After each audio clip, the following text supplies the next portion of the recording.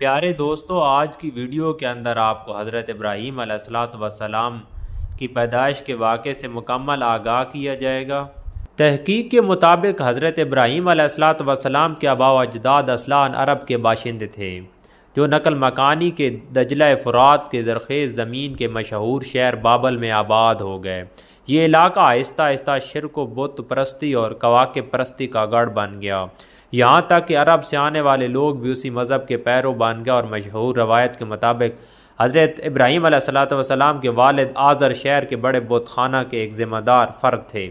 لیکن بیٹے کو بت پرستی سے سخت نفرت رہی اور وہ اس کے خلاف آواز بلند کرتے رہے۔ قوم کی اصلاح کے لیے اللہ تعالیٰ نے حضرت ابراہیم کو رسول مبعوث کیا۔ انہوں نے اپنے والد اور اعضاء کو اللہ تعالیٰ کی وحدانیت کا درس دیا، شرک کو رب سے بغاوت قرار دیا، اور لیکن بجائے اس کے کہ کوئی وہی اثر قبول کرتے، والد نے ان کو گھر چھوڑنے کا الٹی میٹم دے دیا۔ حضرت ابراہیم علیہ الصلوۃ والسلام نے اپنی دعوت قوم کے سامنے رکھی اور استدلال کے اچھوتے اسلوب کو اختیار کیے۔ جنہوں نے قوم کو لاجواب کر دیا تو انہوں نے بادشاہ وقت کو بھی اپنی دعوت سے روشناس کرایا، اس کے مناظرانہ دلائل کا ایسا توڑ کیا کہ اس سے کوئی جواب نہ بن پایا۔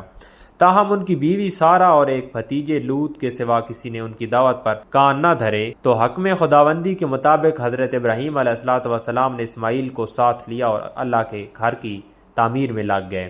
جب باپ بیٹا دونوں تعمیر میں مصروف ہوتے ہیں تو اس مقدس کام کے دوران یہ دعا کرتے ہیں، جس کا ترجمہ یہ ہے کہ اے ہمارے رب، ہم دونوں کو تو اپنا مسلم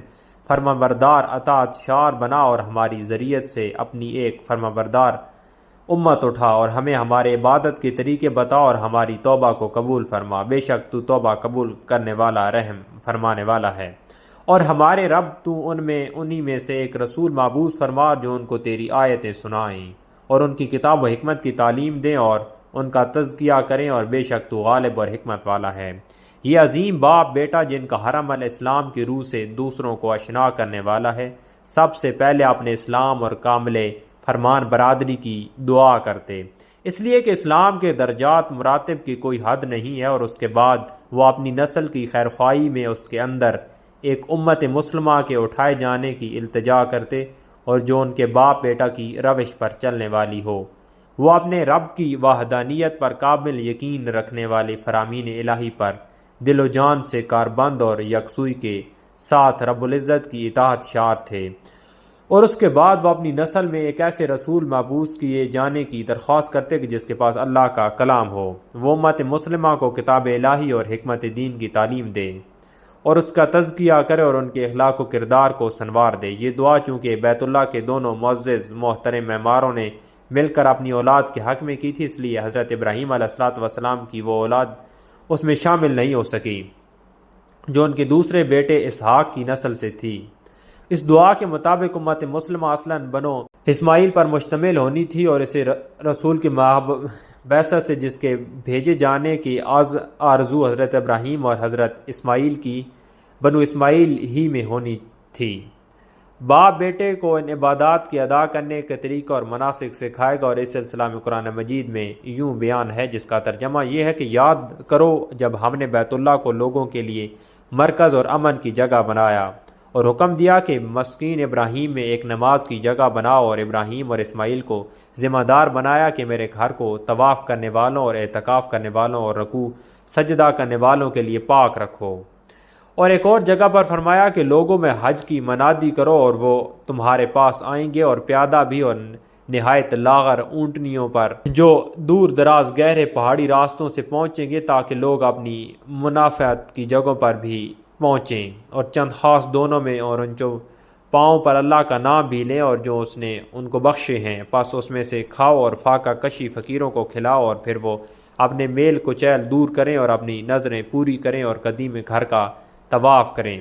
اس سے معلوم ہوا کہ حضرت اسماعیل علیہ الصلوۃ والسلام کو جو بیت اللہ کی نظر کیا گیا، ان کی ذمہ داری یہ ٹھہری کہ وہ حضرت ابراہیم علیہ الصلوۃ والسلام کی تعمیر کردہ اللہ تعالیٰ کے اس گھر کی کو کبھی بت پرستی کا اڑانا نہ بننے دیں۔ ان کی حیثیت اور توحید کی ایک مرکز کی اور ہو، جہاں آ کر لوگوں کو اللہ تعالیٰ واحد سے لو لگانے اور اس سے اپنا تعلق استوار کرنے اور یکسوئی کے ساتھ اس کی خاص عبادت کا موقع ملے۔ لہذا اسماعیل علیہ الصلوۃ والسلام کو اس کے طواف کرنے والوں اور نماز ادا کرنے والوں کے لیے پاک صاف رکھیں۔ وہ مکہ اور اس کے گرد نواح میں بسنے والے لوگوں کو حج پر آنے کی دعوت دیں اور معین ایام میں حج اور عمرہ پر آنے والوں کو سہولتیں فراہم کریں۔ حضرت اسماعیل علیہ الصلوۃ والسلام کو جب بیت اللہ کی خدمت کے لیے مکہ میں بسایا گیا تو اس وقت یہ سرزمین بالکل غیر آباد تھی، وسائل رزق سے محروم اور پھر خطر تھی، اور چنانچہ حضرت ابراہیم علیہ الصلوۃ والسلام نے اس کی آبادی کی بھی دعا کی اور رزق فضل کی کشائش اور امن و امان کی بھی۔ قرآن مجید میں ان دعاؤں کی نقل یوں ہے، جس کا ترجمہ یہ ہے کہ ہمارے رب اس سرزمین کو پرامن بنا اور مجھ کو اور میری اولاد کو اس بات سے محفوظ رکھ اور ہم بتوں کو پوجیں۔ اے میرے رب، ان بتوں نے لوگوں میں سے ایک خلق کثیر کو گمراہ کر رکھا ہے، تو جو میری پیروی کرے وہ تو مجھ سے ہے، اور جو مجھ سے نافرمانی کرے تو وہ مجھے بخشنے والا مہربان ہے۔ تو اے ہمارے رب، میں نے اپنے اولاد میں سے ایک بن کھیتی کی وادی میں تیرے محترم گھر کے پاس بسایا ہے، اور اے ہمارے رب، تاکہ وہ نماز کا اہتمام کریں تو لوگوں کو کے دل میں ان کی طرح مائل کر دے اور ان کو پھلوں کی روزی عطا فرما تاکہ وہ تیرا شکر ادا کریں۔ یہ دعا قبول ہوئی، اور اسی زمانہ میں آج تک مکہ مکرمہ تجارت کا ایک ایسا مرکز رہا ہے جہاں پر شہری سہولت میسر ہے، اور وہاں کے باشندے تجارت ہی سے رزق پاتے ہیں۔ خانہ کعبہ کی بدولت جو تقدس اس شہر کو حاصل ہوا، اور حج اور عمرہ کی عبادات کی عظمت جو دلوں میں قائم ہوئی، اسی کی بدولت نہ صرف حرم کعبہ میں بلکہ پورے ملک میں مخصوص مہینوں میں امن و امان قائم رہتا ہے۔